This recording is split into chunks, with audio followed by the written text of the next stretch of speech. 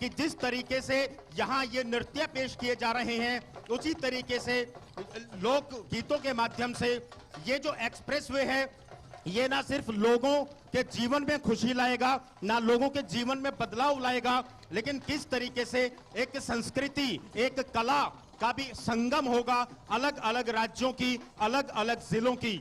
उत्तर प्रदेश के अंदर आज इस गंगा एक्सप्रेसवे के शिलान्यास के मौके पर अलग अलग राज्यों के यहाँ पर जो नृत्य लोक कलाकार हैं, उनको यहाँ पर बुलाया गया है। और मैं इस शाहजहांपुर की धरती की बात करूं तो जिस तरीके से लोक गीतों और नृत्यों के माध्यम से एक खुशी यहाँ पर जाहिर की जा रही है, इसी तरह का माहौल पूरे शाहजहांपुर में है।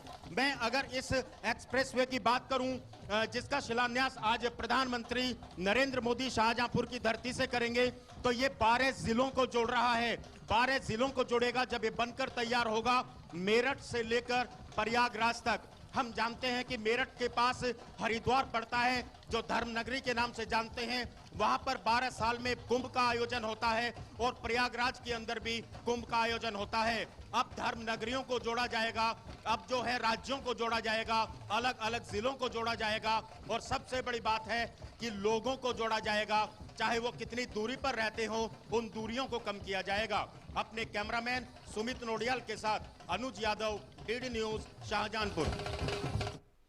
और लगातार हमारे साथ हमारे सहयोगी अनुज यादव ग्राउंड जीरो से जुड़े हुए हैं। अनुज, एक बार फिर से आपका स्वागत है। और जैसा कि लगातार हम अपने दर्शकों को दिखा भी रहे हैं कि बहुत भारी संख्या में वहाँ पे पीएम को सुनने के लिए, उनके दीदार करने के लिए बहुत भारी संख्या में वहाँ पे भीड़ भी जुटी हुई है। हम आपसे अनुज ये जानना चाहेंगे कि देखिए, आपने खुद बताया कि मेरठ सहित, ये देखिए इन तस्वीरों को आप देखिए, कितनी भारी संख्या में तादाद में वहाँ पे लोग पीएम को सुनने के लिए मौजूद हैं।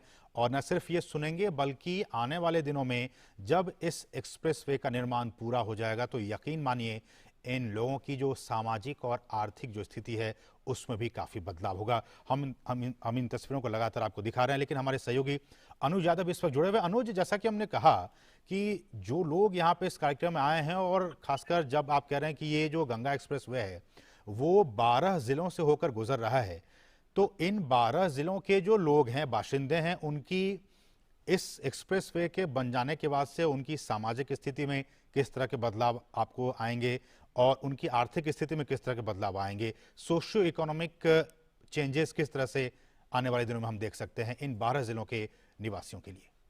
देखिए, सबसे बड़ी बात असीम यही है कि ये पहली बार ऐसा होगा कि पश्चिमी उत्तर प्रदेश के पश्चिमी इलाकों को पूर्वी उत्तर प्रदेश के पूर्वांचल इलाकों से जोड़ा जा रहा है।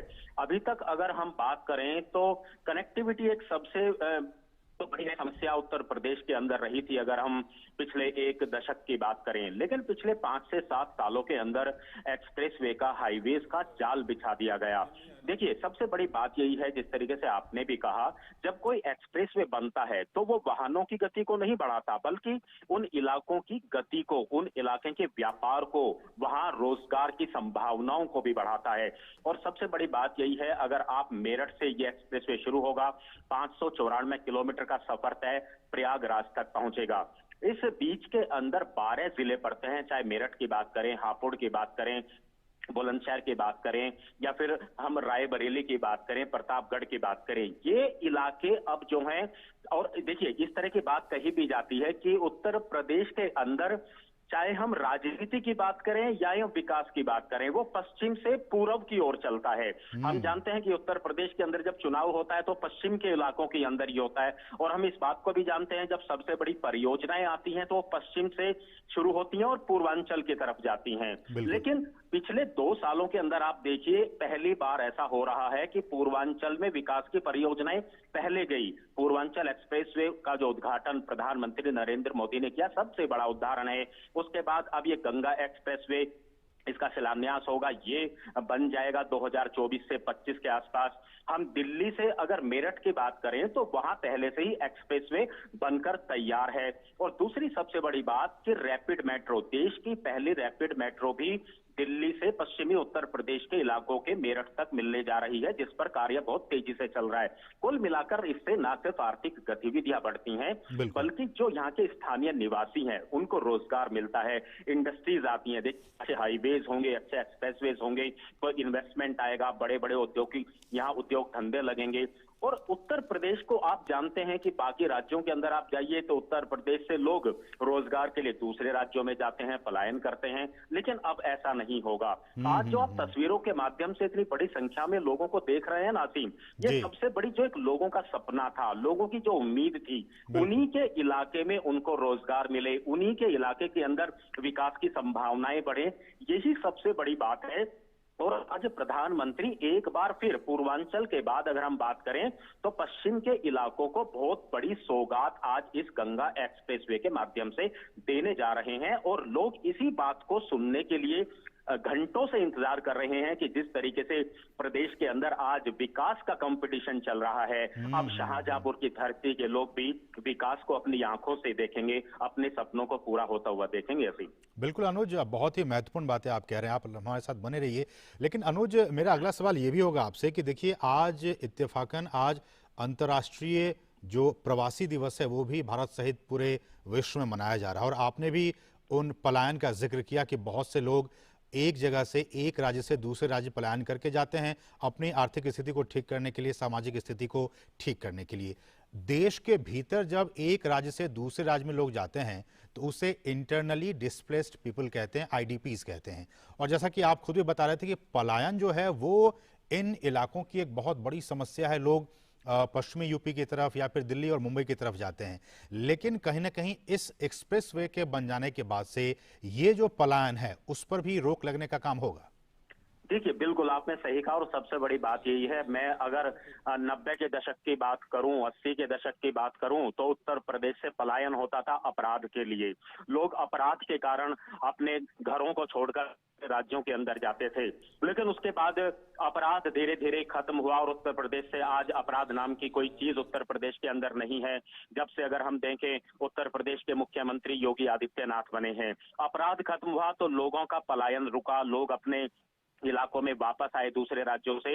लेकिन सबसे बड़ी बात यही थी, समस्या यही थी कि लोगों को अब रोजगार भी यहीं मिले, लोगों के जो विकास के जो सपने वो दूसरे राज्यों में जाकर देखते हैं वो इनके इलाकों में ही पूरे हों।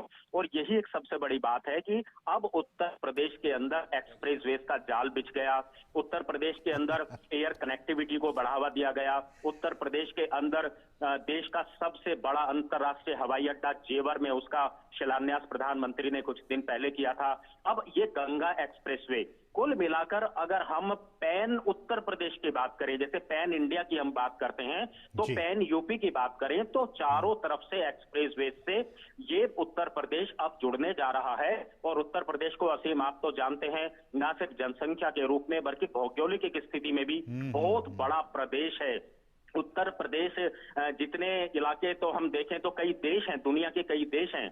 ऐसे में चुनौतियां और समस्याएं इस प्रदेश के सामने बहुत बड़ी थी विकास की, लेकिन उन चुनौतियों से कैसे निपटा जा सकता है, ये प्रधानमंत्री नरेंद्र मोदी ने, केंद्र सरकार ने, उत्तर प्रदेश के मुख्यमंत्री योगी आदित्यनाथ ने विकास की परियोजनाओं को धरती पर उतार कर ये जनता में एक विश्वास पैदा किया है कि देखिए विकास कैसे किया जा सकता है अगर इच्छा शक्ति आपके पास है और अच्छी नीयत आपके पास है।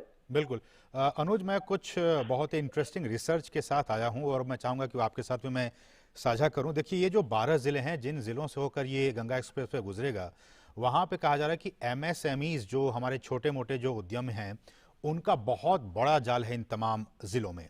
लेकिन सड़कें अच्छी नहीं होने की वजह से, एक्सप्रेसवे नहीं होने की वजह से जो सप्लाई चेन यहां तक होना चाहिए था वो नहीं अब तक हो पाया था। अब ये कहा जा रहा है कि इन 12 जिलों में एमएसएमई के जो प्रोडक्ट्स होंगे, एंड प्रोडक्ट्स होंगे, सप्लाई चेन मजबूत होगा इस एक्सप्रेसवे के बन जाने से। उसकी वजह से यहाँ के लोगों को एक तो रोजगार मिलेगा और यहाँ के बने जो प्रोडक्ट्स हैं वो बाकी शहरों में जाएंगे। इससे यहाँ के लोगों की जो आमदनी है वो भी बढ़ेगी। बहुत सही आपने बात कही। उत्तर प्रदेश को असीम आप जानते हैं एक खासियत के रूप में और जाना जाता है। वो खासियत है कि यहाँ हर जिले का अपना एक उत्पाद है। जी। आप मेरठ की बात करें तो पूरे देश के अंदर मेरठ की कैंचिया किसी जमाने में सबसे फेमस हुआ करती थी। यहाँ की रेवड़ी, गज्जक, यहाँ का गुड़, अगर हम बात करें शक्कर, ये ऐसे उत्पाद हैं जो पूरे देश में जाने जाते थे। लेकिन सबसे बड़ी बात वही आएगी, कनेक्टिविटी नहीं थी। अब कनेक्टिविटी बढ़ेगी तो यहाँ का जो उत्पाद है वो ना सिर्फ देश में जाएगा, दूसरे राज्यों में जाएगा, बल्कि दुनिया भर में जाएगा। इससे आप आगे चलिए, मुरादाबाद की बात करें, वहां का पीतल जो है दुनिया भर के अंदर जो है उसकी अपनी एक अलग पहचान है। आगरा का पेठा आप जानते हैं, उसकी अपनी एक अलग पहचान है। तो कुल मिलाकर उत्तर प्रदेश सरकार ने एक योजना भी चलाई थी कि एक जिला एक उत्पाद, वन उसको डिस्ट्रिक्ट वन प्रोडक्ट। बाजार उपलब्ध कराना है। तो बाजार उपलब्ध कराने के लिए इसी तरीके के आधारभूत ढांचे को मजबूत करना जरूरी था, जिसकी शुरुआत उत्तर प्रदेश के अंदर की गई है और लगातार जारी है। बिल्कुल। एक और डेटा पे मैं आऊंगा अनुज, वो ये कि देखिए अशिक्षा के बाद इलिटरेसी की बात जब आती है तो उसमें ये कहा जा रहा है कि इन 12 जिलों में जो लिटरेसी रेट है वो राष्ट्रीय औसत जो 74.4% है उससे कहीं नीचे है। अब ये कहा जा रहा है, उम्मीद जाहिर की जा रही है कि इस एक्सप्रेसवे के बन जाने से जो कॉलेजेस हैं, स्कूल्स हैं, वहां तक पढ़ाई लिखाई की तमाम जो चीजें हैं वो पहुंच पाएंगी और इस एक्सप्रेसवे के बन जाने से ये जो इलिटरेसी है वो अब लिटरेट वहां की जनता हो पाएगी। बिल्कुल बिल्कुल, आपने सही कहा। देखिए, जिस तरीके से इस इलाके की अगर हम बात करें, इस पश्चिमी उत्तर प्रदेश के इन इलाकों के अंदर निश्चित तौर पर अगर हम अच्छी यूनिवर्सिटीज की बात करें, विश्वविद्यालयों की बात करें, अच्छे मेडिकल कॉलेजेस की बात करें, वो किसी जमाने में नहीं हुआ करते थे। लेकिन अब पिछले अगर मैं 5 साल की बात करूं, उत्तर प्रदेश के अंदर हम जानते हैं कई मेडिकल कॉलेजेस बनाए गए हैं, एम्स की जो है उनकी स्थापना की गई है, उन पर लगातार कार्य चल रहा है। ये सारी चीजें जो अब लोगों को मिलेंगी, अब एजुकेशन के लिए, शिक्षा के लिए, मेडिकल एजुकेशन के लिए पहले लोग बाहर जाते थे, लेकिन मैं पिछले 5 साल का मैं आपको असीम बता सकता हूं कि मेडिकल एजुकेशन के लिए अब हरियाणा, उत्तराखंड जैसे राज्यों के लोग उत्तर प्रदेश के अंदर आज आते हैं। ये एक सबसे बड़ी उपलब्धि है। लेकिन हाँ, दूसरी एक सबसे बड़ी समस्या फिर वही बात आएगी, कनेक्टिविटी की थी। मैं अगर दिल्ली से अगर मेरठ तक जाने की सिर्फ बात करूं, जो सिर्फ 60 किलोमीटर का डिस्टेंस है, आप जानते हैं 3.5 से 4 घंटे का समय लगता था। पूरे रास्ते आपको जाम से जूझना पड़ता था। लेकिन दिल्ली से मेरठ का एक्सप्रेसवे बन जाने के बाद अब आप महज 50 मिनट के अंदर मेरठ जा सकते हैं।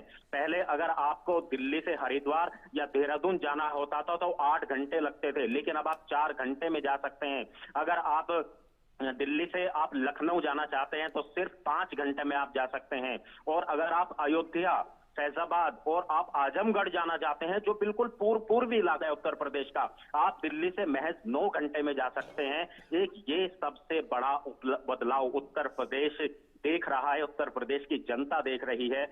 कनेक्टिविटी ही सबसे बड़ा माध्यम है जो दूसरे राज्यों के साथ लोगों को जोड़ सकता है, यहाँ की संस्कृति को जोड़ सकता है, लोक गीतों को, लोक नृत्य को जोड़ सकता है। और सबसे बड़ी बात यह है कि उत्तर प्रदेश के अंदर संभावनाओं की कमी नहीं है। यहाँ पर लोगों के अंदर टैलेंट की कमी नहीं है, बस कमी थी तो लोगों को अवसरों की कमी थी। और देखिए, सबसे बड़ी बात यही होती है, बड़े बड़े चुनावों के अंदर सभी राजनीतिक दल बड़े बड़े दावे और वायदे करते हैं और कहा जाता है कि उत्तर प्रदेश से ही देश की राजनीति तय होती है। लेकिन उत्तर प्रदेश के लोगों का वो बदलाव पिछले कई दशकों में क्यों नहीं हुआ? क्यों यहाँ रोजगार की संभावनाएं नहीं बढ़ी? क्यों यहाँ कभी एक्सप्रेसवे नहीं बने? क्यों यहाँ पर हाईवेज नहीं बने?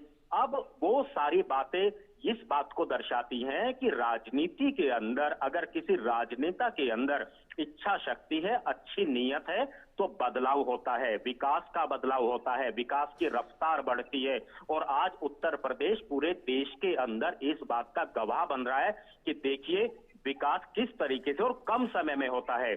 दूसरी सबसे बड़ी बात, हम आपको एक बात और बताएं, आपने पहले भी सवाल पूछा था कि इतनी जल्दी परियोजनाएं पूरी कैसे हो रही हैं। हमने तो एक समय देखा था कि 10 साल में भी एक फ्लाईओवर नहीं बनता था। उसका सबसे बड़ा कारण है केंद्र सरकार, प्रधानमंत्री नरेंद्र मोदी। प्रधानमंत्री नरेंद्र मोदी ने एक एक हम कहें तो समिति बनाई हुई है दिल्ली के अंदर कि देश के अंदर जो भी परियोजना चलेगी उसकी मॉनिटरिंग दिल्ली से होगी।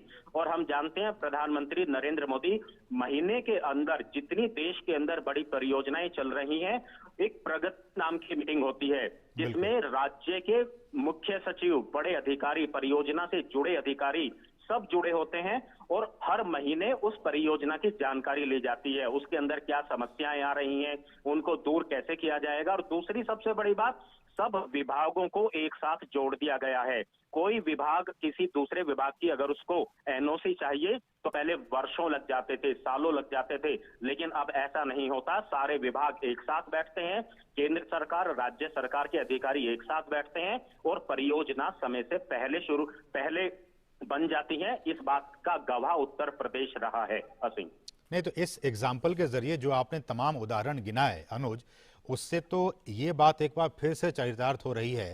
प्रधानमंत्री मोदी के शब्दों में कहें तो मिनिमम गवर्नमेंट मैक्सिमम गवर्नेंस। देखिए, पहले चीजें कहाँ अटकती थी, पहले ही सारी परियोजनाएं असीम फाइलों में अटक जाती थी, विभागों में अटक जाती थी, अधिकारियों में अटक जाती थी। और सबसे बड़ी बात है, आज मेरठ से लेके प्रयागराज तक का जो ये एक्सप्रेसवे का शिलान्यास होगा, क्या आपने किसी मीडिया के अंदर, किसी अखबारों के अंदर आपने कहीं पढ़ा कि किसान अपने जमीन के मुआवजे को लेकर आंदोलित हैं? हमने देखा है कि यमुना एक्सप्रेसवे जब बना था उत्तर प्रदेश के अंदर, बहुजन समाज पार्टी की सरकार थी, कितने आंदोलन हुए थे, किसानों के ऊपर लाठियां चार्ज हुई थी, वो खबरें अब नहीं आती क्योंकि प्रधानमंत्री नरेंद्र मोदी ने, केंद्र सरकार ने सत्ता में आते ही वर्ष 2014 में सबसे बड़ा फैसला लिया था कि किसी भी सरकारी परियोजना के लिए जो जमीन ली जाएगी उस किसान को मार्केट के हिसाब से 4 गुना मुआवजा दिया जाएगा। अब वो किसानों की वो आंदोलन की खबरें नहीं आती। ये भी एक सबसे बड़ा कारण रहा है कि प्रधानमंत्री नरेंद्र मोदी ने उन किसानों का भी ध्यान रखा जिनकी जमीनें, क्योंकि उनके लिए जमीन ही सब कुछ होता है, अगर उनकी जमीन किसी भी परियोजना के लिए ली जाती है तो उसका 4 गुना मुआवजा मार्केट रेट से दिया जाता है। और आज उस जमीन के जाने के बाद भी किसान जो है, एक तरीके से हम कह सकते हैं कि आर्थिक रूप से मजबूत होता है। जितनी जमीन पहले उसके पास होती है उससे वो 2 गुना जमीन खरीदता है दूसरे इलाकों के अंदर। तो ये जितनी भी सारी प्लानिंग बनाई गई है, व्यवस्थाएं बनाई गई हैं, ना सिर्फ उससे परियोजनाएं पूरी होती हैं बल्कि किसानों का भी कल्याण होता है। दूसरी, आपने एक कॉरिडोर की ओर बात की। ये एक्सप्रेसवे अपने आप में, गंगा एक्सप्रेसवे इस मामले में भी अनूठा होगा। जितने जिले, 12 के 12 जिले हैं ना, 12 के 12 जिलों के अंदर एक इंडस्ट्रियल कॉरिडोर प्रस्तावित है। अगर हम मेरठ की बात करें तो आप जानते हैं स्पोर्ट्स इंडस्ट्री के रूप में इसको जाना जाता है। अब इस एक्सप्रेसवे के किनारे किनारे गंगा चलेगी, मां गंगा का जो जल है वो चलता रहेगा, प्रयागराज तक जाएगा। दूसरी तरफ एक्सप्रेसवे से वाहन गति पकड़ते रहेंगे और तीसरी तरफ से इंडस्ट्रियल कॉरिडोर होंगे। बुलंदशहर के अंदर बनेगा, हापुड़ के अंदर बनेगा, आगे हम बात करें प्रतापगढ़ के अंदर बनेगा, रायबरेली के अंदर बनेगा, अमरोहा के अंदर बनेगा। तो ये एक सबसे अनूठा एक्सप्रेसवे होगा जो पूरे देश ही नहीं दुनिया भर के लिए एक मिसाल बनेगा कि देखिए किस तरीके से एक हाईवे, एक एक्सप्रेसवे उन इलाकों के विकास की गति को किस तरीके से बढ़ा सकता है। और सबसे बड़ी बात, फिर उसी बात को मैं कहना चाहूंगा कि एक विजन अगर किसी नेता के अंदर है, सरकारों के अंदर है, तो किस तरीके से एक साथ तीन चीजें चल सकती हैं। हाईवे भी चलेगा, वाहन अपनी गति को पकड़ेंगे, उस इलाके की इंडस्ट्रीज, वहां पर इंडस्ट्रीज आएंगी। और आप तस्वीरों के माध्यम से मैं आपको बता दूं, जिसका इंतजार यहाँ की जनता कर रही थी, प्रधानमंत्री नरेंद्र मोदी का हेलीकॉप्टर जो है वो यहाँ कुछ ही देर में पहुंचने वाला है। तस्वीरों के माध्यम से हेलीकॉप्टर दिखाई दे रहा है और जनता के अंदर भी आप एक यहाँ पर जश्न का माहौल देख रहे हैं। तो कुछ ही देर बाद प्रधानमंत्री मोदी इस गंगा एक्सप्रेसवे का यहाँ आज शिलान्यास करेंगे और उसके बाद यहाँ की जनता को संबोधित भी करेंगे। बिल्कुल अनुज, देखिए सोशल मीडिया पे कुछ लोग हल्के फुल्के अंदाज में ये लिख रहे हैं कि जिस तरह से बीते दिनों उत्तर प्रदेश की सरकार ने कुछ शहरों के नाम बदले, अब वैसे ही उत्तर प्रदेश का नाम भी बदलकर उत्तर प्रदेश की जगह एक्सप्रेस प्रदेश कर देना चाहिए। देखिए, इस मामले में तो मेरी भी, अगर मैं अपनी व्यक्तिगत इच्छा बताऊं तो मुझे लगता है उत्तर प्रदेश की जगह उत्तम प्रदेश रख देना चाहिए। हालांकि सोशल मीडिया के अंदर हम जानते हैं कि आजकल लोग काफी जागरूक हैं और इलेक्ट्रॉनिक मीडिया के साथ साथ आजकल सोशल मीडिया से लोगों के पास खबरें ज्यादा जल्दी भी पहुंचती हैं, हम जानते हैं, और सबकी निगाहें रहती हैं। और आजकल सोशल मीडिया के माध्यम से लोग असीम कंपैरिजन भी करते हैं कि जाइए देखिए हरियाणा के अंदर क्या हुआ, पंजाब के अंदर क्या हुआ, उत्तराखंड के अंदर क्या हो रहा है और उत्तर प्रदेश के अंदर क्या हो रहा है, राजस्थान के अंदर क्या हो रहा है। तो आज लोग इतने जागरूक हैं कि आज वो अपनी सरकारों से, अपने नेताओं से, प्रतिनिधियों से सवाल पूछते हैं, चाहे सोशल मीडिया के अलग अलग माध्यम हो, ट्विटर हो, फेसबुक हो, इंस्टाग्राम हो, या फिर सीधे सवाल पूछने की संभावनाएं हो। आज लोग सवाल पूछते हैं और जब लोग सवाल पूछते हैं तो सरकारों को, नेताओं को जवाब देने पड़ते हैं। और आज जो उत्तर प्रदेश के अंदर सरकार जवाब दे रही है वो काम के माध्यम से दे रही है, इस इलाके की तस्वीर और तकदीर को बदल कर दे रही है। बिल्कुल आपने इस बात को सही कहा कि निश्चित तौर पर हल्के फुल्के अंदाज में जो आज बातें होती हैं उत्तर प्रदेश के नाम को बदलने की, निश्चित तौर पर ये उत्तर प्रदेश नाम रहे लेकिन उत्तम प्रदेश के रूप में जाना जाए, ऐसी इच्छा आजकल जो है उत्तर प्रदेश के लोगों की है। ऐसे बिल्कुल अनुज, बहुत आप सही कह रहे हैं, लेकिन देखिए अनुज, हम सभी जानते हैं, जो कि आप तो खुद उत्तर प्रदेश के निवासी हैं, उत्तर प्रदेश की गिनती कभी बीमारू राज्यों में भी हुआ करती थी। लेकिन जिस तरह से योगी सरकार और केंद्र की मोदी सरकार, डबल इंजन की सरकार आने के बाद से जो तमाम पैरामीटर्स होते हैं किसी भी राज्य के, जो स्टेट SGDP जिसे हम कहते हैं ना, स्टेट ग्रॉस डोमेस्टिक प्रोडक्ट, उस लिहाज से जितने भी उसके पैरामीटर्स हैं, उन तमाम पैरामीटर्स में लगातार सुधार होता जा रहा है। और यूपी की ये लगातार कोशिश है कि ये जो एक बीमारू राज्य का ठप्पा उस पर लगा हुआ है, उससे जल्द से जल्द वो बाहर निकल जाए।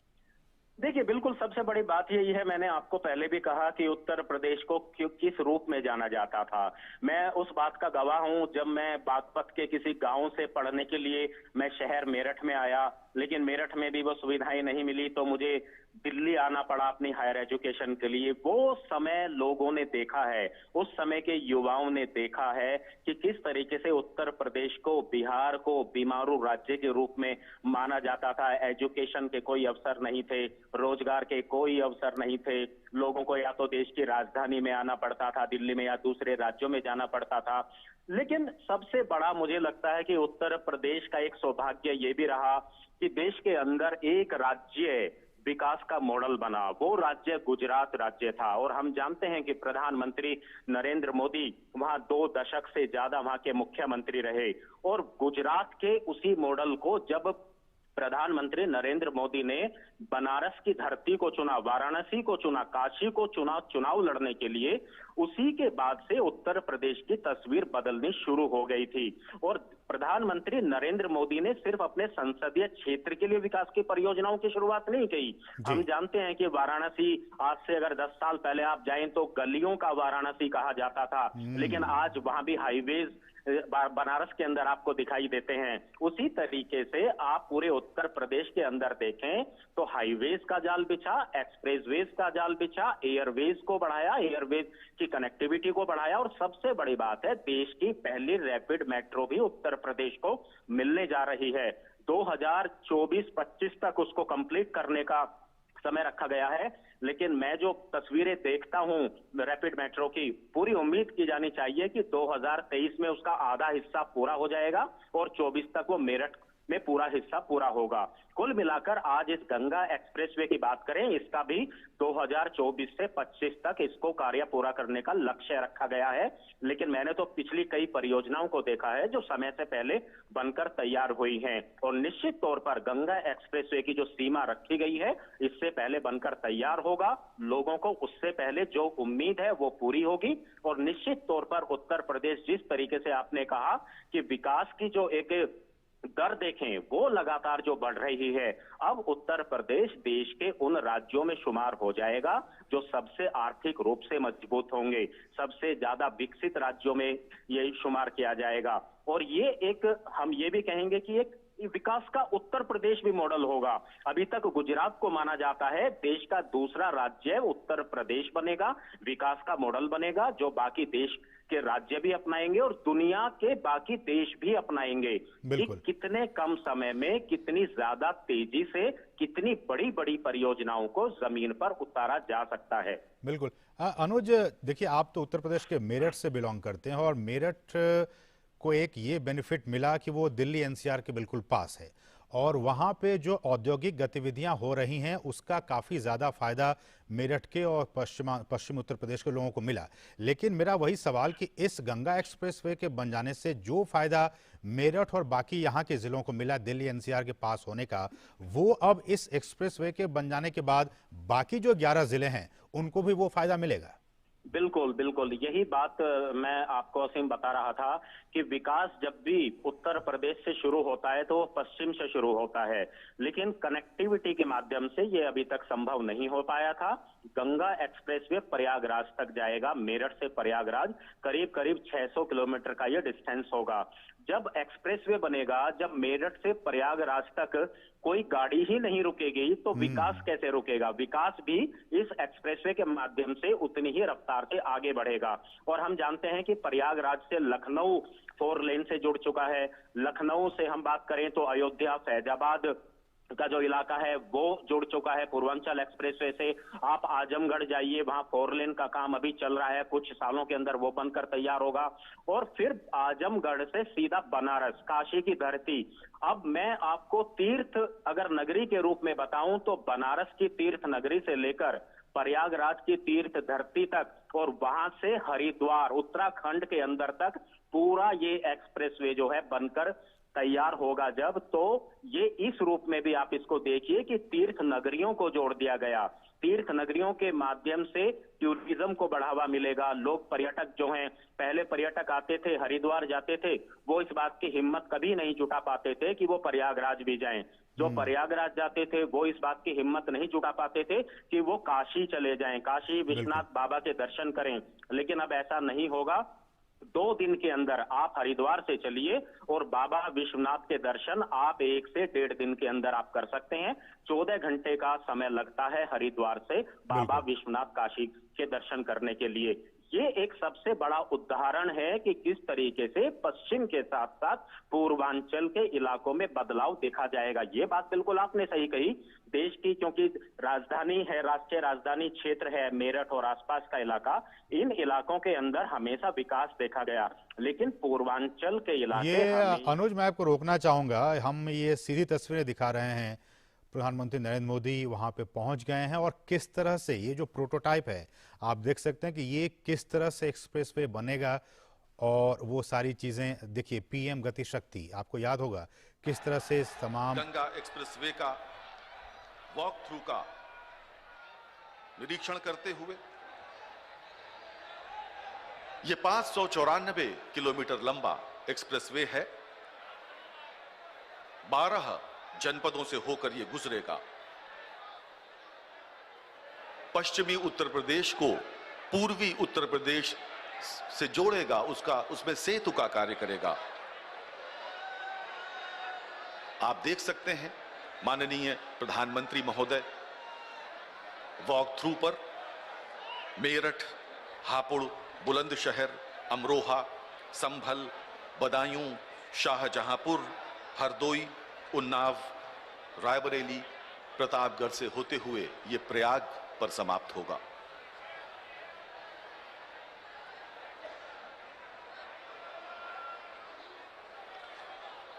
इस एक्सप्रेसवे में लगभग 18,55,000 पौधे लगाए जाएंगे और विशेष बात यह है कि यहां पर जो सोलर एनर्जी है, सौर ऊर्जा है, उसके माध्यम से ही वहां पर प्रकाश की व्यवस्था होगी।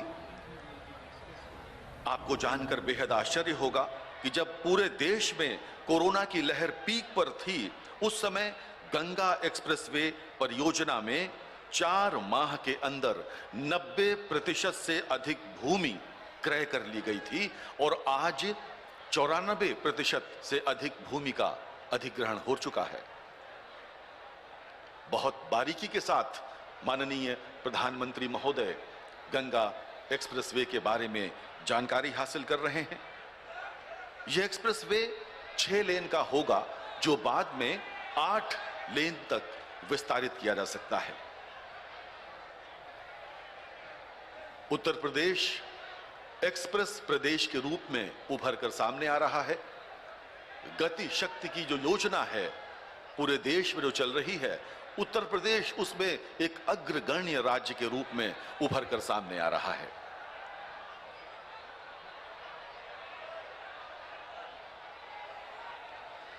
माननीय मुख्यमंत्री, उप मुख्यमंत्री, प्रधानमंत्री महोदय को गंगा एक्सप्रेसवे के बारे में जानकारी दे रहे हैं।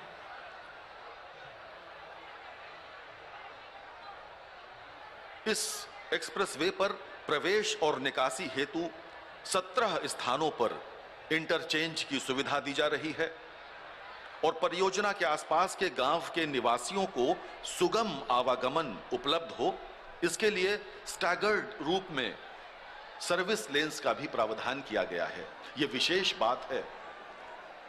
एक्सप्रेसवे जहां से भी होकर गुजरता है, स्थानीय निवासियों को भी विशेष रूप से बहुत लाभ होता है।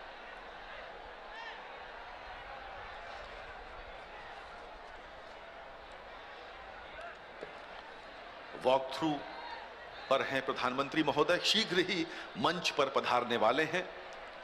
मैं चाहूंगा जब माननीय प्रधानमंत्री महोदय मंच पर आएं तो आप सब उल्लास के साथ उनका स्वागत करें। प्रतीक्षा की घड़ियां समाप्त होने को हैं। बहुत शीघ्र माननीय प्रधानमंत्री महोदय मंच पर आने वाले हैं।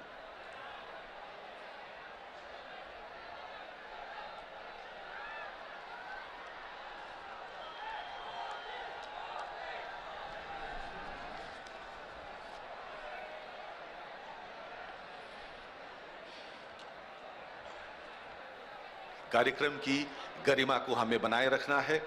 मैं जानता हूं आप सब उत्साह से भरे हुए हैं, आपके मन में उमंग हिलोरे मार रही है, मगर फिर भी हमें ध्यान रखना है कि कार्यक्रम की गरिमा और शुचिता यूं ही बनी रहे।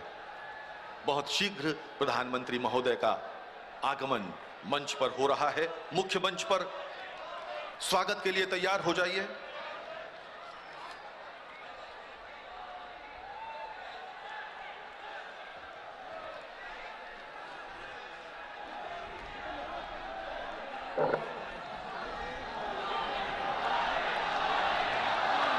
भारत के प्रधानमंत्री माननीय नरेंद्र मोदी जी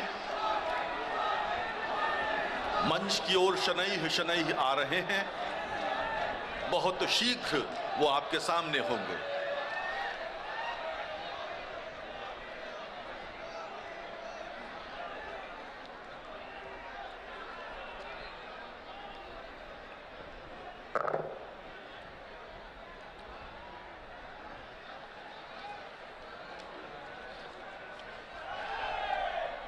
जिस गंगा एक्सप्रेसवे का आज शिलान्यास हो रहा है, इसमें 9 जन सुविधा परिसर बनाए जाएंगे।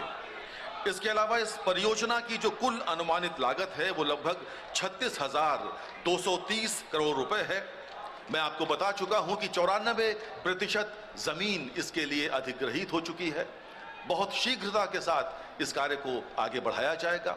गंगा एक्सप्रेसवे चौथा एक्सप्रेसवे है जो उत्तर प्रदेश की सरकार ने आपको अपने प्रदेश के निवासियों को भेंट स्वरूप दिया है, क्योंकि प्रदेश की सरकार चाहती है कि आपका आवागमन सुगम हो और इसके अलावा आप सबका जीवन स्तर ऊपर उठे।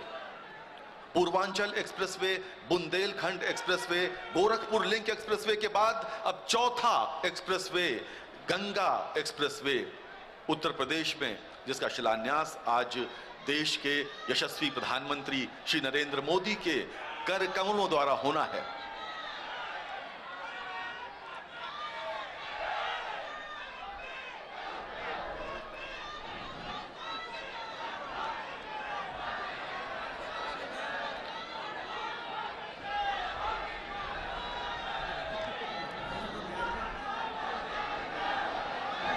माननीय प्रधानमंत्री महोदय का मंच पर आगमन हो गया है। शाहजहांपुर की पवित्र भूमि में 594 किलोमीटर लंबे गंगा एक्सप्रेसवे के शिलान्यास समारोह में पधारे सभी महानुभावों का स्वागत है। देश के प्रधानमंत्री माननीय नरेंद्र मोदी जी, प्रदेश के कर्तव्य पारायण मुख्यमंत्री माननीय श्री योगी आदित्यनाथ जी समेत सभी गणमान्य अतिथि मंच पर पधार चुके हैं। ये दृश्य अद्भुत है। इस दृश्य को आप सब अपनी आंखों में बसा लेना चाहते हैं। मैं जानता हूं इस बात को देश के यशस्वी प्रधानमंत्री माननीय नरेंद्र मोदी जी मंच पर से आप सबका अभिवादन स्वीकार कर रहे हैं। मित्रों, 13 दिसंबर को हम सभी ने एक अभूतपूर्व दृश्य देखा था। वाराणसी में प्रधानमंत्री महोदय ने मां गंगा के पवित्र जल में अवगाहन करके देश और दुनिया को नव्य और भव्य काशी वापस लौटाई थी। आज प्रधानमंत्री महोदय गंगा एक्सप्रेसवे के शिलान्यास के लिए आपके समक्ष मंच पर विराजमान हैं। वास्तव में मां गंगा इस देश की जीवन रेखा हैं। गंगा गरिमा हिंद की, देवों का वरदान, होता है जीवन सफल, कर इसका जलपान। विष्णुपदी भागीरथी मां गंगा का नाम, इसके घाटों पर बसे सारे पावन धाम। अब मैं अत्यंत विनम्रता पूर्वक अनुरोध करूंगा मुख्यमंत्री महोदय से कि कृपया अंग वस्त्रम पहनाकर और प्रतीक चिन्ह भेंट कर प्रधानमंत्री महोदय का स्वागत करें। मैं प्रधानमंत्री महोदय को बताना चाहूंगा कि एक जनपद एक उत्पाद के अंतर्गत शाहजहांपुर का जो उत्पाद है वो जरी जरदोजी है और ये अंग वस्त्रम यहीं के कारीगर द्वारा विशेष रूप से आपके लिए बनाया गया है। जो प्रतीक चिन्ह है उस पर मां गंगा की आकृति उकेरी गई है जो गंगा एक्सप्रेसवे का प्रतीक है। अब मैं अनुरोध करूंगा माननीय श्री सुरेश खन्ना से जो वरिष्ठ कैबिनेट मंत्री हैं, कृपया स्वागत उद्बोधन के लिए पधारें। श्री सुरेश खन्ना जी।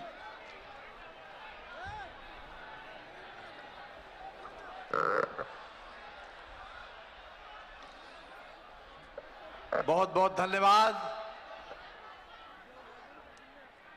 मंच पर विराजमान विश्व के सर्वाधिक लोकप्रिय नेता और भारत के प्रधानमंत्री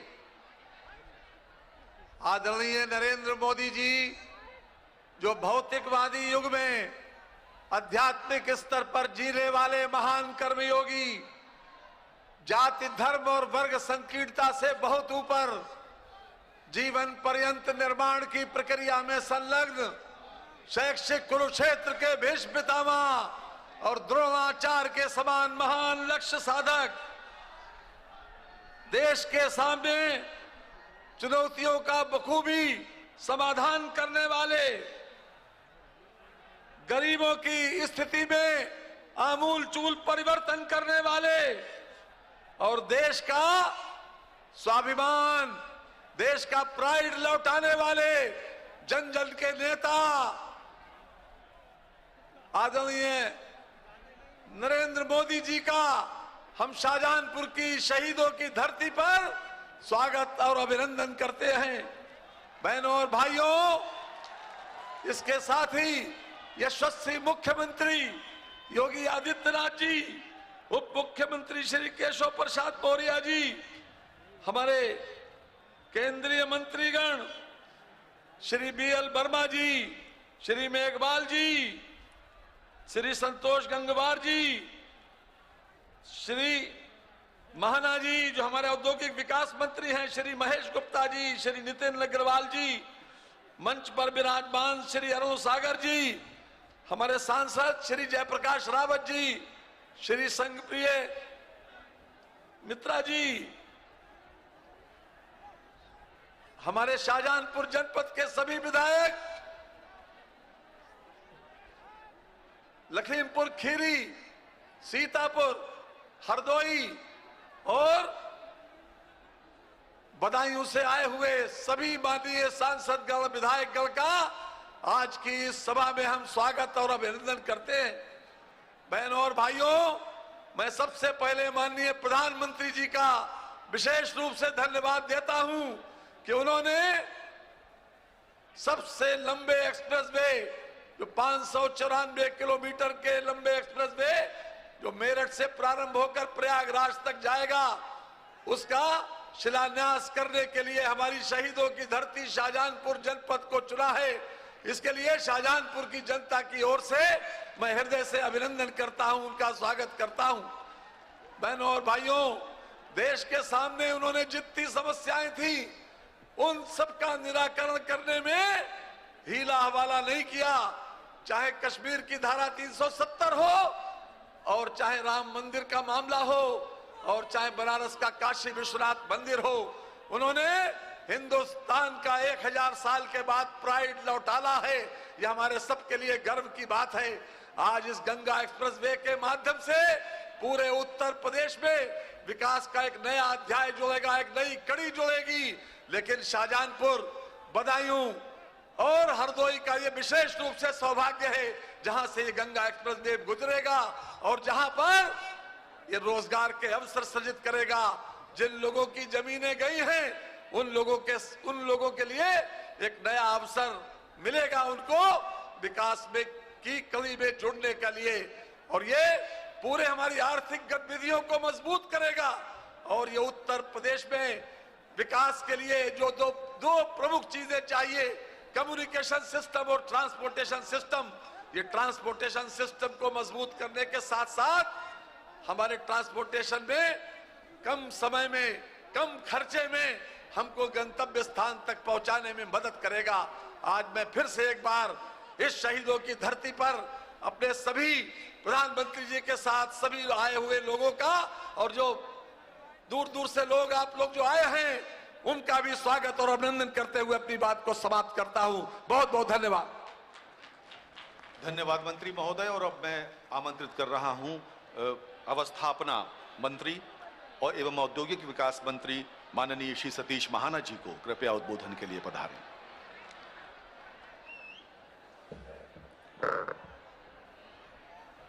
आज गंगा एक्सप्रेसवे के शिलान्यास के अवसर पर हम सबको मार्गदर्शन और आशीर्वाद देने के लिए यहां पर उपस्थित विश्व के सबसे लोकप्रिय नेता, जिन्होंने इस देश को फिर उन ऊंचाइयों के ऊपर पहुंचाया जिसमें यह देश विश्वगुरु के स्थान के ऊपर स्थापित था, जिन्होंने इस मंत्र के साथ कि परम वैभवन ने तुम्हें तस्वराष्ट्रम, इसके साथ अपना पूरा जीवन समाज और देश के लिए समर्पित कर दिया है। हम सबके संरक्षक, देश के यशस्वी प्रधानमंत्री परम श्रद्धेय आदरणीय श्री नरेंद्र मोदी जी, जिनके नेतृत्व में उत्तर प्रदेश प्रगति के पथ के ऊपर आगे बढ़ रहा है, ऐसे हमारे आदरणीय मुख्यमंत्री योगी आदित्यनाथ जी, हमारे उप मुख्यमंत्री आदरणीय श्री केशव प्रसाद मौर्य जी, श्री BL वर्मा जी, मंचासीन उपस्थित हमारे आदरणीय श्री सुरेश खन्ना जी, उपस्थित सभी सम्मानित सांसदगण, मंत्रीगण, विधायकगण और इस विशाल जनसभा में उपस्थित सम्मानित भाइयों और बहनों, हम सबके लिए सौभाग्य की बात है कि माननीय प्रधानमंत्री जी के दिशा निर्देश के अंतर्गत ये देश प्रगति के पथ के ऊपर रोज एक निरंतर एक नई आभा लिख रहा है, एक नई कहानी लिख रहा है। उत्तर प्रदेश का सौभाग्य है कि जब जब प्रधानमंत्री उत्तर प्रदेश में आए हैं तो विकास की एक नई दिशा, विकास की एक नई सौगात उनके द्वारा हम सब लोगों को मिली है। मेरे लिए सौभाग्य की बात है कि 21 और 22 फरवरी 2018 को जब माननीय प्रधानमंत्री जी ने इन्वेस्टर समिट का उद्घाटन किया था तो उनके द्वारा कहा गया एक एक शब्द हम सबको प्रेरणा देता है काम करने के लिए, हम सबको शक्ति देता है काम करने के लिए। आज हम उस प्रेरणा और उस शक्ति के साथ, उस उत्साह के साथ, उस एनर्जी के साथ, उस शक्ति के साथ, उस गति के साथ उत्तर प्रदेश को हम आगे बढ़ाने के लिए लगे हैं, जिसमें माननीय प्रधानमंत्री जी ने हमारे को रास्ता दिखाया है। आज इस अवसर पर केवल मैं इतना कहना चाहता हूं कि देश का सबसे बड़ा एक्सप्रेस हाईवे जिसका शिलान्यास माननीय प्रधानमंत्री जी आज यहां पर कर रहे हैं, उनके द्वारा तय की गई तारीख और उनके निर्देश के ऊपर हम ही इसका उद्घाटन माननीय प्रधानमंत्री जी से कराएंगे। इस विश्वास के साथ माननीय प्रधानमंत्री जी का सादर अभिनंदन वंदन करता हूं, आप सबको प्रति बहुत बहुत आभार व्यक्त करता हूं। बोलिए भारत माता की, भारत माता की। नरेंद्र मोदी जिंदाबाद, नरेंद्र मोदी जिंदाबाद। बहुत बहुत धन्यवाद। धन्यवाद मंत्री महोदय। प्रधानमंत्री के रूप में माननीय नरेंद्र मोदी जी उत्तर प्रदेश के विकास का जो रोड मैप बनाते हैं, जो रूपरेखा खींचते हैं, उसे जमीनी धरातल पर उतारने का कार्य प्रदेश के मुख्यमंत्री महोदय करते हैं।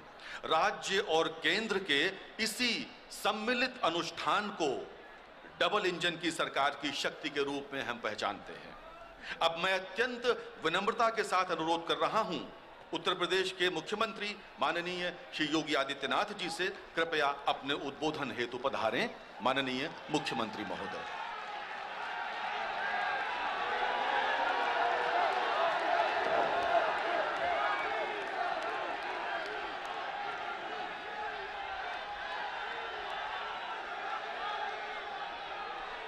गंगा एक्सप्रेसवे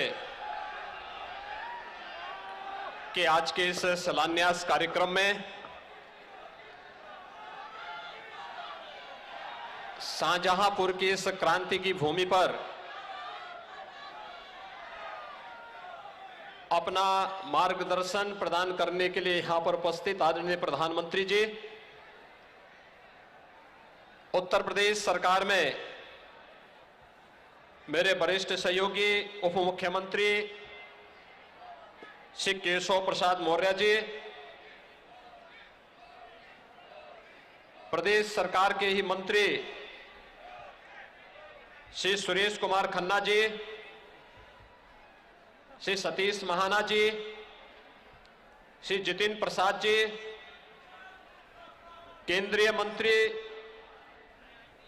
माननीय श्री बीएल वर्मा जी, माननीय सांसद श्री अरुण कुमार जी, माननीय सांसद संतोष गंगवार जी, माननीय सांसद श्रीमती संघमित्रा मौर्य जी, माननीय सांसद जयप्रकाश रावत जी, अशोक रावत जी, आज के इस कार्यक्रम में उपस्थित सभी माननीय विधायकगण, माननीय सांसदगण, जनप्रतिनिधिगण और भारी संख्या में आज के शिलान्यास कार्यक्रम में उपस्थित भाइयों बहनों, क्रांति की इस भूमि पर देश के किसानों, नौजवानों, महिलाओं और श्रमिकों के कल्याण के लिए अहर्निश कार्य करने वाले देश के यशस्वी प्रधानमंत्री जी का मैं आप सबकी ओर से, प्रदेशवासियों की ओर से हृदय से स्वागत करता हूं, अभिनंदन करता हूं। भाइयों बहनों, हम सबका यह सौभाग्य है, शाहजहांपुर की धरती काकोरी कांड के महानायक पंडित राम प्रसाद बिस्मिल, ठाकुर रोशन सिंह, अस्फाउल्लाह खां की धरती तो है ही, देश के अंदर परमवीर चक्र विजेता जदुनाथ सिंह की भी ये भूमि रही है और स्वाभाविक रूप से राष्ट्रभक्ति, जय जवान जय किसान के नारे को चरितार्थ करने वाली इस धरती पर आदरणीय प्रधानमंत्री जी का आगमन आस्था का सम्मान करते हुए, शिव को श्रमिकों के सम्मान के साथ जोड़ते हुए, अभी आपने 13 दिसंबर का वह कार्यक्रम देखा होगा जब काशी में भगवान विश्वनाथ का वह पावन धाम प्रधानमंत्री जी की संकल्पना के अनुरूप मूर्त रूप लिया है, तो देश और दुनिया का हर वह भारतीय अभिभूत हुआ है, प्रफुल्लित हुआ है, जिसने काशी विश्वनाथ धाम के लोकार्पण कार्यक्रम को देखा और श्रमिकों का सम्मान और उनका पुष्पांजलि के उस भव्य कार्यक्रम को देखा है। भाइयों बहनों, यही तो अंतर है इस देश में 2014 के पहले जो नारे लगते थे, जो घोषणाएं होती थी, वह चुनाव तक सीमित होकर के रह जाती थी। 2014 के बाद इस देश में जोड़ने की जो राजनीति प्रारंभ हुई, उस जोड़ने की राजनीति का ही प्रतिफल है इस देश के अंदर उन सभी मुद्दों को जो आजादी के बाद से जिनकी निरंतर उपेक्षा होती रहती थी, देश के गांवों का, देश के किसानों का, देश के नौजवानों का, देश के अंदर मातृशक्ति का, देश के अंदर श्रमिकों का, उन सबको सम्मान देते हुए देश की आस्था को भी सम्मान देने का कार्य अगर किसी ने किया है तो देश के यशस्वी प्रधानमंत्री आदरणीय नरेंद्र मोदी जी ने दिया है। आज जब क्रांति की इस धरती पर प्रधानमंत्री मोदी जी का आगमन हुआ है, भाइयों बहनों, यह हम सब के लिए अत्यंत महत्वपूर्ण क्षण है। अभी कुछ दिनों पहले प्रधानमंत्री जी ने पूर्वांचल एक्सप्रेसवे का उद्घाटन किया है। उत्तर प्रदेश के अंदर 1947 से लेकर के 2017 तक 1.5 एक्सप्रेसवे बना था और आज उत्तर प्रदेश 6 नए एक्सप्रेसवे के साथ पूरब से पश्चिम को, पूरब से पश्चिमी उत्तर प्रदेश को पूर्वी उत्तर प्रदेश से जोड़ने के लिए गंगा एक्सप्रेसवे और मध्य उत्तर प्रदेश को पूर्वी उत्तर प्रदेश से जोड़ने के लिए पूर्वांचल एक्सप्रेसवे, मध्य उत्तर प्रदेश को बुंदेलखंड से जोड़ने के लिए बुंदेलखंड एक्सप्रेसवे, दिल्ली को मेरठ से जोड़ने के लिए दिल्ली मेरठ 12 लेन का expressway, Gorakhpur link expressway, Ballia link expressway पर एक साथ कार्य करते हुए आज पूरे प्रदेश को एक नई ऊंचाइयां देते हुए देश की अर्थव्यवस्था को सुदृढ़ करने की दिशा में कार्य कर रहा है। भाइयों बहनों, ये न केवल जोड़ने का है बल्कि श्रमिकों के परिश्रम को एक नया सम्मान देने का कार्यक्रम है और ये वही कार्यक्रम है जिसे प्रधानमंत्री जी ने अभी 13 दिसंबर को बाबा विश्वनाथ की पावन धरती पर, वहां पर भगवान शिव के प्रति अपनी असीम आस्था को व्यक्त करते हुए एक तरफ मां गंगा से पवित्र जल लेकर के भगवान शिव का अभिषेक किया तो दूसरी ओर उन श्रमिकों का भी सम्मान किया जो श्रमिक निर्माण तो करता था, राष्ट्र का निर्माण तो करता था, लेकिन सम्मान के लिए हमेशा वंचित रह जाता था। पहली बार वो श्रमिक सम्मान प्राप्त कर रहा है, पहली बार किसान सम्मान प्राप्त कर रहा है।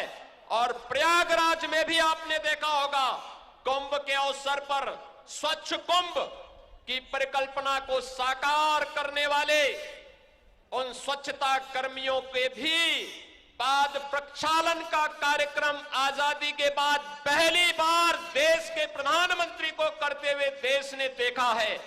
भाइयों बहनों, ये जो कार्यक्रम है ये जोड़ने का कार्यक्रम है और ये गंगा एक्सप्रेसवे भी पश्चिमी उत्तर प्रदेश को पूर्वी उत्तर प्रदेश से जोड़ने, मेरठ को प्रयागराज से जोड़ने का लगभग 600 किलोमीटर का यह एक्सप्रेसवे न केवल एक्सप्रेसवे यातायात की दृष्टि से होगा बल्कि इस क्षेत्र में औद्योगिक गतिविधियों को आगे बढ़ाने, रोजगार के सृजन को तेजी के साथ आगे बढ़ाने का एक बड़ा अभियान होगा।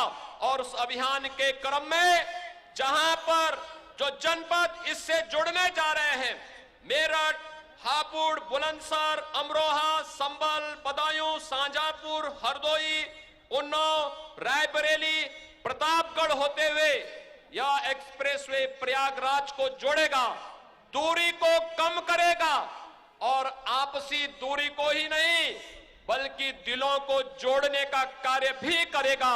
और दिलों को जोड़ने के लिए आज प्रधानमंत्री जी का आगमन स्वयं शाहजहांपुर की इस क्रांति की धरती पर हुआ है। मैं एक बार फिर से आदरणीय प्रधानमंत्री जी का आप सबकी ओर से, उत्तर प्रदेश वासियों की ओर से हृदय से स्वागत और अभिनंदन करते हुए आप सभी को इस एक्सप्रेसवे के लिए हृदय से बधाई देता हूं, शुभकामनाएं देता हूं और अपनी वाणी को देता हूं विराम। जय जय श्री राम।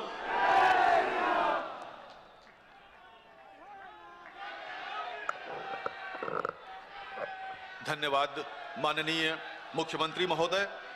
और अब वो शुभ घड़ी आ गई है जबकि गंगा एक्सप्रेसवे का शिलान्यास माननीय प्रधानमंत्री के कर कमलों से होना है।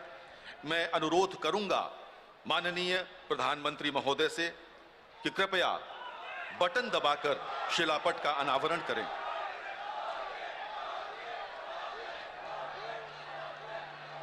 और इसी के साथ शिलापट का अनावरण हो चुका है। जोरदार तालियों के साथ स्वागत करें। माननीय प्रधानमंत्री महोदय ने गंगा एक्सप्रेसवे का शिलान्यास किया। प्रधानमंत्री महोदय, आपकी अनुमति से अब हम एक लघु फिल्म का प्रदर्शन करने जा रहे हैं। यह लघु फिल्म गति शक्ति योजना पर आधारित है। तो आइए देखते हैं ये लघु फिल्म। उत्तर प्रदेश यानी एक्सप्रेस प्रदेश में आज दिख रही है विकास की गति। वह विकास जिससे बढ़ रही है आम जनमानस में खुशहाली, बढ़ रहा है रोजगार, महिलाओं में आत्मविश्वास और हो रहा है किसानों का जीवन खुशहाल। 2014 के बाद माननीय प्रधानमंत्री जी ने 21वीं सदी के भारत की आवश्यकताओं के अनुरूप विकास का रोड मैप तैयार किया। निवेश और ईज ऑफ लिविंग के लिए जरूरी कनेक्टिविटी को प्राथमिकता देते हुए सड़क, rail, water, air connectivity infrastructure में रिकॉर्ड विकास कार्य शुरू किए। इंफ्रास्ट्रक्चर के चौमुखी विकास को माननीय प्रधानमंत्री नरेंद्र मोदी जी द्वारा शुरू किए गए पीएम गति शक्ति कार्यक्रम से एक नई गति मिली है। प्रधानमंत्री गति शक्ति योजना उत्तर प्रदेश में भी वरदान साबित हो रही है। माल की ढुलाई एवं यात्रियों की सुगमता के लिए 7700 करोड़ रुपए की लागत से multi modal logistics and transport terminal, आम जन का रैपिड रेल का सपना पूरा करने के लिए 30,000 करोड़ की लागत से regional rapid transport system, Uttar Pradesh को पूरी दुनिया के साथ एयर कनेक्टिविटी देने वाला 30,000 करोड़ की लागत से नोएडा इंटरनेशनल एयरपोर्ट तथा देश की रक्षा शक्ति को बढ़ाने वाले 4,000 करोड़ के निवेश से डिफेंस इंडस्ट्रियल कॉरिडोर का निर्माण मिशन मोड पर चल रहा है। आज फर्क साफ है। 2017 से पहले जो उत्तर प्रदेश पिछड़ा और सुस्त माना जाता था, आज वह 4 नए एक्सप्रेसवे के साथ इंटरकनेक्टिविटी में अग्रणी राज्य बन गया है। बीते 4.5 वर्षों में यूपी में चाहे पूरब हो या पश्चिम, हजारों गांवों को नई सड़कों से जोड़ा गया है। हजारों किलोमीटर नई सड़कें बनाई गई हैं। अब आप सभी के सहयोग से, उत्तर प्रदेश सरकार की सक्रिय भागीदारी से यूपी के विकास का सपना अब साकार होता दिख रहा है। प्रधानमंत्री जी के विजन को साकार करने के लिए माननीय मुख्यमंत्री योगी आदित्यनाथ जी ने सड़क, मेट्रो, एयर सभी क्षेत्रों में विकास को लक्ष्य बनाया।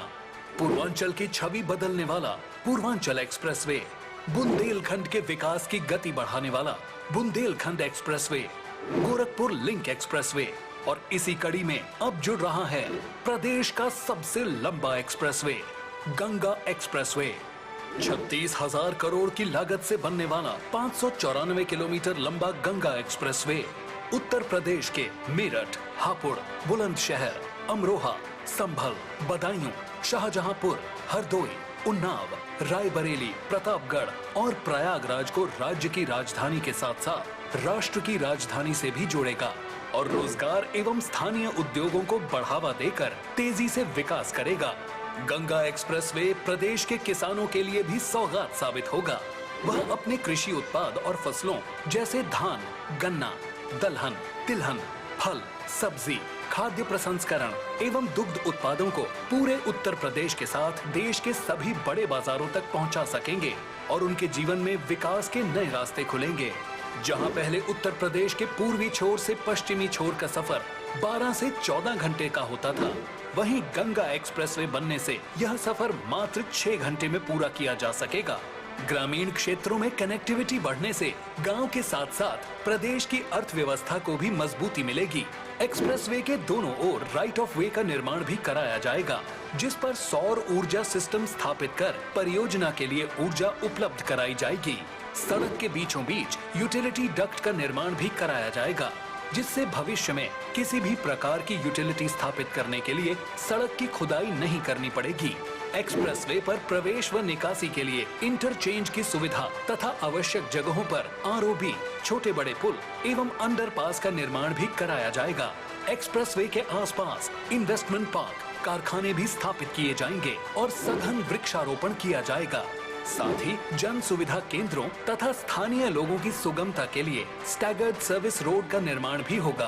देश की रक्षा शक्ति बढ़ाते हुए इमरजेंसी लैंडिंग के लिए शाहजहांपुर में हवाई पट्टी का निर्माण भी कराया जाएगा। एक्सप्रेसवे का निर्माण कार्य जल्द से जल्द शुरू करने के लिए कोरोना काल में भी भूमि अधिग्रहण किया गया। अब तक 94% भूमि का अधिग्रहण किया जा चुका है। पारदर्शी प्रक्रिया से अधिकांश किसानों को भुगतान भी किया गया है। जब देश आजादी का अमृत महोत्सव मना रहा है, इस कड़ी में आज माननीय प्रधानमंत्री जी द्वारा गंगा एक्सप्रेसवे का शिलान्यास किया जा रहा है। अब उत्तर प्रदेश का हर गांव और हर शहर देश और प्रदेश की राजधानी से जुड़ेगा और माननीय प्रधानमंत्री जी के विजन नए भारत के निर्माण में महत्वपूर्ण भूमिका निभाएगा। सोच ईमानदार, काम दमदार।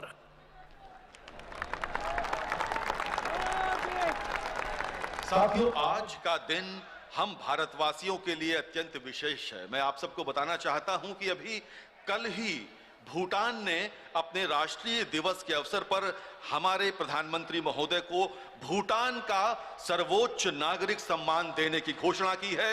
ये हम सब के लिए हर्ष का विषय है, प्रसन्नता का विषय है, उत्सव का विषय है। महोदय, शाहजहांपुर क्रांतिवीरों की नगरी है।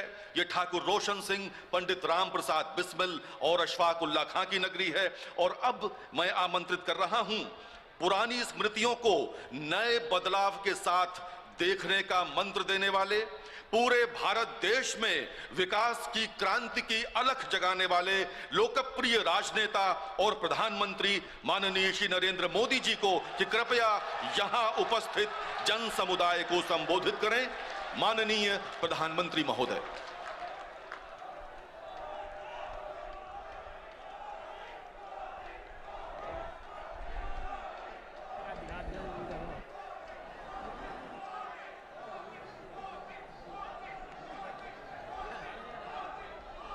भारत माता की, भारत माता की, भारत माता की।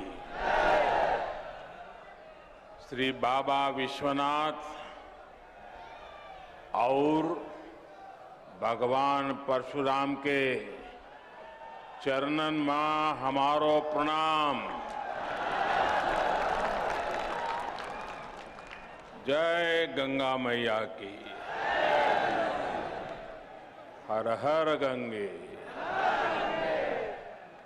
उत्तर प्रदेश के तेज तर्रार और ऊर्जावान मुख्यमंत्री